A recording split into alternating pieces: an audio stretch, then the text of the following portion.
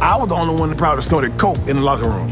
I mean, it was like a boost. You know what I mean? It was like, if I get high, I can go get high. And I was snorting every night.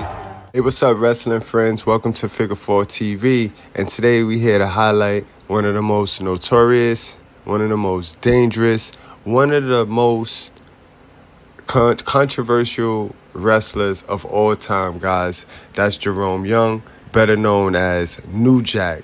You know what I mean? He's known for his time in ECW, but he got his start with the Smoky Mountain Wrestling Company. That's Jim Cornette, guys. You know, Corny. He got his start with the Corny promotion, and we're going to get into that later on, so stick around, watch the video to the end. You know what I mean? New Jack then switched over and started working for Paul Heyman, and that kind of caused the beef between Paul Heyman and Corny, guys. But yeah, when he originally got his start, he started out in a tag team called the Gangsters. You know what I mean? With him and his partner Sadid. He also teamed up with D'Lo Brown, guys. D'Lo Brown got his start. He also had a battle with The Undertaker. The Undertaker, guys. So we're going to talk about it today. We're going to highlight it. He's misunderstood too, guys. You're going to be surprised. You're going to find out a lot about this man. Because first we're going to go over what the mainstream is telling you about him. And then we're going to go over exactly who created this monster. And he'll explain exactly how this monster was created. I come out with the weapons, diving on it's like blood and guts every goddamn night. The line in wrestling between cooperation and physical assault is blurred. He some people's lives up. What I'm gonna do to him, people gonna be talking about this 10 years from now. He's stabbing this motherfucker. Ooh. Well, it's been 20 years and we still talking about it. New Jack started trying to go farther and farther, not only with the blood and the edginess of the content, but also the spectacular bumps and falls. I was the only one that probably snorted coke in the locker room. I mean, it was like a boost. You know what I mean? It was like, if I get high, I can go get high. And I was snorting every night. Once you've jumped off a 10-foot balcony, what's next? Jump off a 15-foot balcony, and then a 20-foot balcony. And at some point, there's no way that this can end well, even if you do it right. Yeah, you have any favorite dives? Well, the one that people always talk about, me and Big Grimes. Imagine Humpty Dumpty with arms and legs as a professional wrestler. That's kind of how he was shaped, you know what I'm saying? You couldn't hurt the guy. Vic Grimes wanted to be run over with cars. He wanted to be hit with things. He thought that was what wrestling was. In the year 2000, Vic Grimes is booked to wrestle New Jack in a match featuring a dangerous climax. When we climbed up on top of the scaffold, it was shaking. Vic was like, I can't do it, it's too high. Now we on pay-per-view. There's no time for error. I said, Vic, let's go on 3. He said, Jack, I can't do it. I said, you, we going on 3. I said, 1, 2, 3, and I pulled him. He did this flip, and his back landed up against the side of my head, and I cracked my skull. I never recovered from that. I broke my leg. I lost my sight in my right eye. To this day, I get headaches every day, and I have insomnia because I cracked my skull. Vic, so this is all your fault, you dumb. That's one of Jack's rules. Don't say you're going to do something and get up there and chicken out. Jack's kind of guy that if you break those rules, well, then he'll probably break you. A year after the horrific fall that cracked open his skull, New Jack agrees to a rematch with Vic Grimes with even higher stakes. What Grimes doesn't know is that New Jack is out for revenge. Before the match, I went to a pawn shop and bought a stun gun. But yeah, I was there when New Jack, and he told me he was going to do it before it happened too, so. What did he want to have happen? He told me he was going to tase him. In the locker room. He came up to me. I was ready to kill him. He said, I'm sorry. I said, you didn't even call me. I stayed at home for almost a year. You didn't even call me to see how the I was doing. This is the highest elevation of any match in the history of our sport. Bro, I mean, I was high. You know what I mean? I was high as a so I just tased him. I tased his Jack, I can't feel my legs. I said, you ain't gonna need them. Bums away.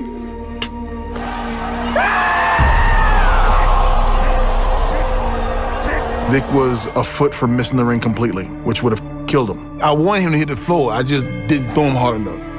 I was trying to throw his ass to the floor. So we don't piss Jack off, because a fight's never over until Jack says it's over. I can't believe he didn't die. It's the luck of fools that this guy was not at least paralyzed. And I don't think Jack was particularly broken up about it.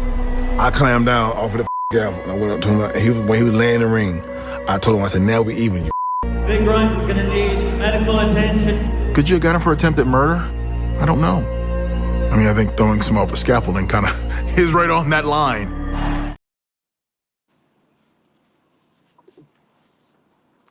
All right, guys. So I find it really suspicious that he was able to do all of these things and never get press charges on him. Nobody pressed charges, and there was a whole lot of money made off of this man being a fool and acting a fool, guys. So let's see who created this, and let's see how he was able to get away with this.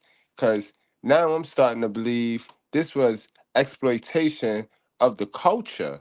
You know what I mean? This was exploitation of the culture. Now, I'm not condoning the things he did while enjoying this wild ride, and being able to have money and be able to afford all the cocaine that he glorified taking while wrestling with people. When wrestling is, you supposed to have safety, you supposed to be safe, because you dealing with somebody else's livelihood. But obviously, it seems like you were promoted to be a fool. Let's get into who created this monster, guys. Fair use, educational purposes only. I said, you kept that going. I said, but just so that people will know that don't have heat, I said, will you take a picture with me? So I said, no, let's take two. So we did. We took two pictures, and I put one on my profile on my Facebook for about a month, and I put my BFF. Who are the promoters that you learned something about wrestling from? Bookers, promoters, bosses that you've had specific to wrestling that you credit with the success you've had? Jim Cornette. Well, honestly, Jim Cornette and Paulie. Okay, because they allowed a few things of me to come out that became part of my character. Whereas Cornette, which when me and Mustafa started tagging, Cornette, his pitch was, I need a black tag team that can be heels in the Smoky Mountain area. And I said, what area would that be besides Tennessee? He said, Virginia, West Virginia, Kentucky, and I said, oh, okay. And he said, but I want you to be racist. And I said, Jim, I think with us just being black and Tennessee beating up some white boys is enough. I said, but you putting racism on top of it, I said, that's going to be a bit much. And he said, well, that's what I want. So he invited us to come back to another show. I was working for this company, North Georgia Wrestling at the time. And that's exactly why Corny is on the sideline hating right now to this very same day. When Corny's supposed to have a position in one of them offices, Corny is reserved to being a podcaster like us. It's the wicked things people do. Tell the truth. Let's go. And he wanted us to tag together, so we did. And then he says, okay. He says, so what would your names be? And I said, we started pitching names back and forth. And we pitched a couple of names. And I was like, nah. And he's like, nah. And then he said, what about the Gangsters? And I said, what about the Gangsters? He said, that's what I just said. I said, no. I said, you put an ERS on the end. I'm putting an AHS on the end. And he said, gangsters. G-A-N-S-T. He said, I like it. He said, would it be D-A gangsters or T-H-E gangsters? You know what I mean? So that's when we started calling ourselves the gangsters. But he says to you flat out, we want you to be racist. We want the race heat. So we want you guys to be racist. Yeah, OJ had just killed everybody in LA. Rodney King had just got beat to death. Right. You know what I mean? So all this stuff was going on. So, and South Central was literally hot. Does he tell you what to do to be racist? Yeah. First promo. I'll never forget this. First promo ever cut. Smoky Mountain. Cornette said, say something about OJ. No, he said, say something to make white people mad. He said, just think of something to say to make white people mad. I said, what can I say to make white people mad? I said, I can think of a lot. He said, he came back in there. I said, Jim, he said, say something about OJ. And he turned around and walked out. So we walked into the set. Mustafa said, Jack, what you gonna say? I said, I have no idea. And he said, okay. I said, just follow my lead. He said, all right. So I'm cutting the promo and I'm cutting the promo and cutting the promo. And I said, I want to give a special shout out to my homeboy, OJ Simpson. Keep up the good work. Too less to worry about. And they was like, you fucking nigger, son of a bitch, motherfucker. Oh, bro, they were like barefooted, no teeth, toothless, nothing. They was waiting outside me in the parking lot. There's your heat. And from there, it became airing that thing. Then I'm like, well, it ain't fair to just make white people mad. I said, I'm gonna make mad too. So I started talking about Martin Luther King. I said he was on this anti. So clearly, him as a character, him as a person, he wanted to be a heel. He wanted to piss off everybody. He wanted all heat. But Jim Cornette, specifically wanted black racist heels. You know, if they slap you, turn the other cheek. I'm like, nigga, they slap me, I'm shooting. You know, I said, I went with that. And I said, NAACP. And then I started ragging them. And they was under investigation for something at the time. So they came to one of the Smoky Mountain shows and was picketing me and Mustafa. Oh, I didn't know that. Yeah, they actually did it. They picked us. All it did is put us over. So then Jim was like, Jack, we're getting a lot of heat from some of the stuff you're saying on TV. He said, so I'm going to put a disclaimer on it. I'm going to say, you know, the words of the gangsters are not those of this network or this company, but, you know, they're allowed to say whatever, freedom of speech. So ain't nothing we can do about it. Now, this heat in the South, this is success. Yeah. For a heel. Yeah.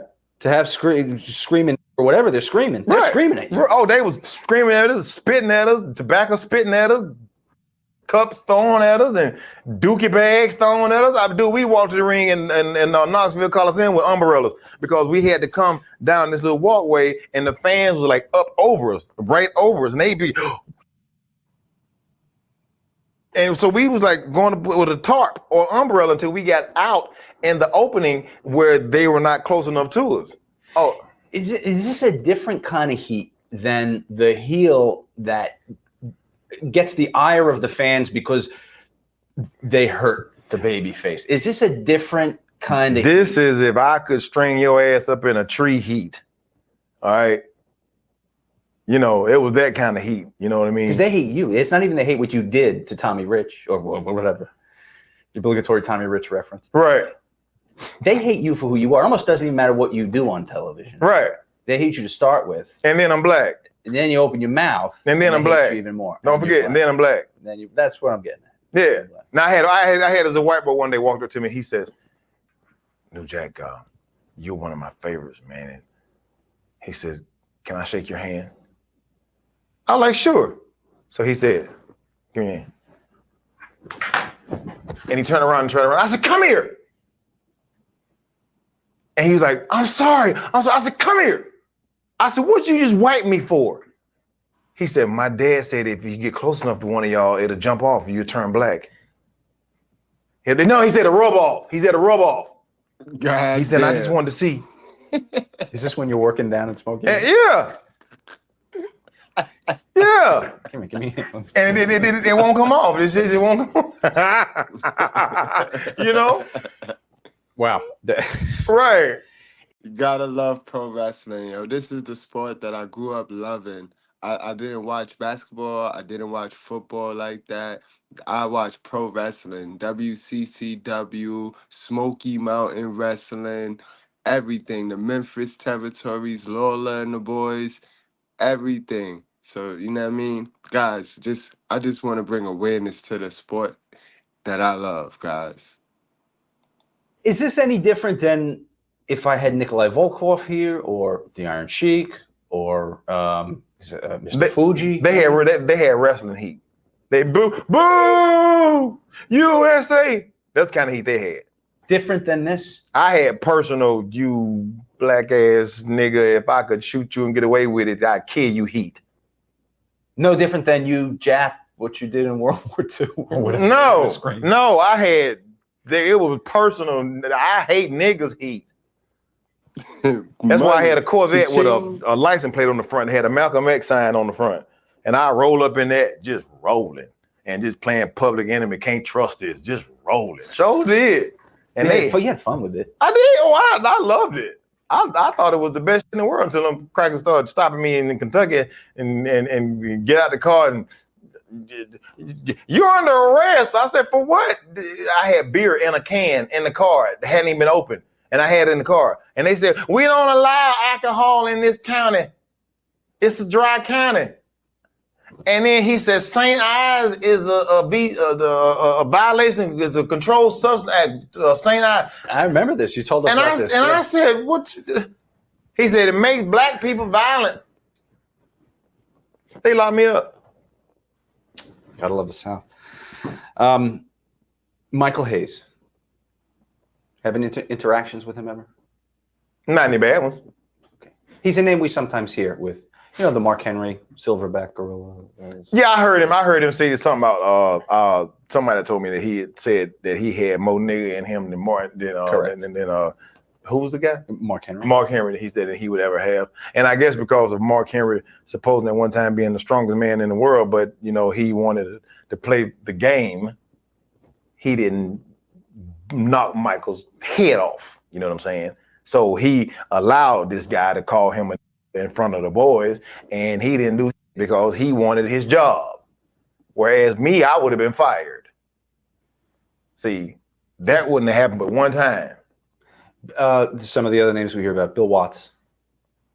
Never any. The only Bill Watts story I had was he gave Junkyard Dog a doodle brown 1974 diesel Mercedes that didn't run. I don't know. I met him, but I don't. Nothing. You sometimes hear opposite ends of the spectrum. People say, "Oh, he was," I heard he was racist. But then his defense was always, I pushed Ernie Ladd and JYD. What are you talking about? I put a belt on. Yeah, that's business. But I don't know how much truth it is to this. And if I'm wrong, then Dusty, forgive me. But somebody told me one time that they had told Dusty Rhodes that we need a black guy with charisma. And Dusty said, I'll be your black guy.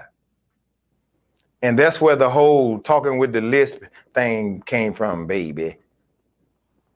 You know what I mean? And that'll also tie into that whole American dream versus the African dream, Hakeem. Remember, we did a video on that on the channel, so you guys make sure you go check that video out. In fact, I'll have that video posted at the end of this video. It'll pop up. But go back and check that out. He's touching on some facts right now, guys. And that's what I was told. Now, I don't know how much truth it is to it, but, all of a sudden, he was the Muhammad Ali of wrestling. You know what I mean? Was this Eddie Graham, I guess, that had said it? Because Dusty got his big explosive push. And it was just a story I was told. You know what I mean? It's almost like repeating something, but you don't really know the truth. And then a rumor starts. So I don't know where it came from. It was just something that I heard. Fair enough. Tony Atlas said something interesting when asked about racism in the locker room and in wrestling's politics. He said, I was a victim of a lot of racism, but I'm paraphrasing Tony. It wasn't the white guy, it wasn't the bosses I had to worry about. It was the black guys trying to take my spot. That's where he felt the greatest amount of discriminatory behavior. You share that sentiment? If you're a successful man, make really good money. And it tends to be like that. It tends to be like that, especially in our community. We see that every day on the regular. It's the crab in the barrel mentality, guys. Ring the alarm, ring the alarm. In this business, there are very few. In every locker room, there are very few. And it's like, if a white boy goes out and do something, they'll be forgiven real easily. If a black guy goes out and do something, first thing they get is fired. And I told you that nigga was gonna do something sooner or later. So the black guy has to play the game more than the white guy in this business. It always has been like that, you know. So when you get a black guy to come along and get a job, he's gonna kiss every ass that he can kiss to keep that job. And I have seen him, and I'm not gonna even mention his name, but I have seen him in the business since I've been in it, ass kiss their way all the way up through WWE, down to TNA, and so on and so forth. That kind of narrows it down. But you know, I've seen them do it.